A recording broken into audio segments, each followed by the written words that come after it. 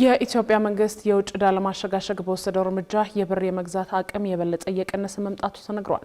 ብሉምበርግ በቡድን 20 ሀገራት የዕዳ ሽግሽግ መርሃ ግብር መሰረት ኢትዮጵያ የ3.5 ቢሊዮን ዶላር ተጨማሪ ብድርና የዕዳ ሽግሽግ እንዲደረግላት ከስምምነት ቢደረስም መርሃ ግብሩን የተከተለው የማክሮ ኢኮኖሚ ማሻሻያ የብርን የመግዛት አቅም ከዚህ ቀድሞ ባልታየ ምጣኔ አቅሙን እያዳከመው ነው።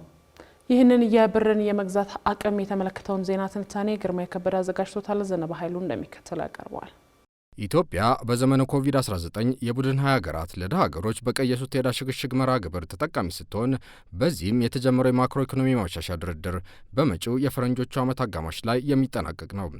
አሁን ብሉምበርግ እንደሚለውም የሽግሽጉ የማጠናቀቂያ ድርድር ሲደረግም በብር የመግዛት አቅም ላይ ተጨማሪ ጫና የሚያመጣበት ሲሆን የቢዝነስና ምጣኔ ሀብት ዘጋቢ ተቋም ለዚህ ምክንያት ያለውንም ይዘረዝራል። የኢኮኖሚ ባለሙያዎች አሉ ብሎ ብሉምበርግ እንደጻፈው የዛሬ ዓመት ግድም 18.6 ከመቶ የነበረው ግሽበት ባለፈው ወር 10.9 ከመቶ የተመዘገበ ሲሆን ለዚህም በብድር ሽግሽጉ ሀገሪቱ ያገኘችው የዶላር ምንዛሬ ቁልፍ ሚና ተጫውቷል። ይሁንና ይሄ በአንጻራዊነት ዝቅተኛ የተባለው የ10.9 በመቶ የዋጋ ንረት ምጣኔ በተቃራኒው የብርን የመግዛት አቅም በሂደት የበለጠ ሊሸረሽረው የሚችል ነው።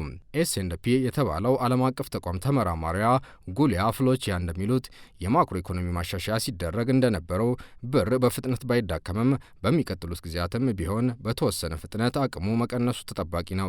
ይህ ደግሞ ሀገሪቱ የውጭ ኢንቨስትመንት መሳብ ካለባት በግድ ልትጋፈጠው የሚገባ ሀቅ ነው ይላሉ።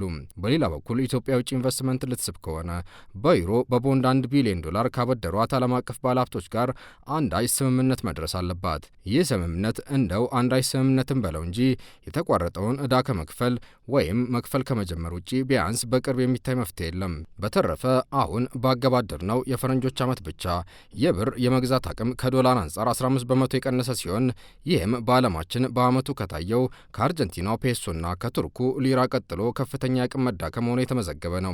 እንደ ዘገባው ከሆነ ብር ቀድሞ ከምጣኔ ሀብት ማሻሻያው በፊት ከነበረበት የቁልቁለት ሸርተቴ አሁን በመጠኑ ያገገመ ቢሆንም በዕዳ ስረዛና ሽግሽግ እንዲሁም በምንዛሬው አመኔታ ላይ የተሻለ ነገር እንዲታይ ምክንያትም አለ። ከሁሉም በላይ የብር የመግዛት አቅም ቁልቁል ከሚንደረደርበት አካሄድ በማክሮ ኢኮኖሚ ፖሊሲው ትግበራ ቢገታም የገንዘቡን መዳከም እስከ ወዲያኛው ለማስቆም ባይቻልም ኢንቨስትመንትን ለመሳብ ጥሩ ምክንያት እየሆነ ነው ይላል ብሉምበርግ። እንደውም የኢትዮጵያ መንግስት እንደሚለው ከማሻሻያው በፊት ብሔራዊ ባንክ ካዝና ተቀምጦ የነበረው የውጭ ምንዛሬ ክምችት ከቀናት ዕድሜ የበለጠ ሀገሪቱን የሚያሻግር ያልነበረ ቢሆንም አሁን ክምችቱ ወደ ወራት ዕድሜ አድጓል። እንደ ወርቅ ያሉ ምርቶች ማደግ የመጣውም ከዕዳ ሽግሽግ ከማይክሮ ኢኮኖሚ ማሻሻያ በተገኘ ተጨማሪ ገንዘብ የሀገር ውስጥ አምራቾች የተሻለ ክፍያ ስለቀረበላቸው ነው። እንደ ቡና ካሉ የሀገሪቱ ኢኮኖሚ የገቢ ምንጮች የሚገኘው ገቢም በእጥፍ ያደገው በዚሁ መርሃ ግብር ነው። ኢትዮጵያ ከዓለም አቀፍ አበዳሪዎች የ3.5 ቢሊዮን ዶላር ድጋፍ ስታገኝ ከተስማማችባቸው የተለያዩ ጉዳዮች አንዱ የብር የመግዛት አቅም በገበያ ዋጋ እንዲወሰን ማድረጉ አንዱ ነው። በሌላ በኩል እንደ IMF ካሉ ተቋማትም ሆነ ከሌሎች ምንጮች የተገኘው ብድርም ሆነ ሌላ ድጋፍ በሀገር ውስጥ ያለውን የዶላር ገበያ ፍላጎት በተገቢው አላረካም። በዚህም ሳቢያ በባንኮች የውጭ ምንዛሬ ጨረታ አንዱ ዶላር 150 ብር እና ከዚያ በላይ ቢገዛና ቢሸጥም በጥቁር ገበያው ዛሬም 1 ዶላር እስከ 180 ብር ይመነዘራል። ቢኒያም ባዴሶ የተባሉ የግሎባል ዴቨሎፕመንት ሴንተር ተመራማሪ ለብሉምበርግ እንደነገሩት ደግሞ በሀገሪቱ ያለው ተገማች ያልሆነ የታክስ ፖሊሲና በሀገሪቱ ያለው የሰላም መደፍረስ ብር ወደ ቀድሞ ግርማና ሞገሱ ለመመለስ የሚያደርገውን ጥረት በእጅጉ ዳገት ነው የሚያደርጉበት።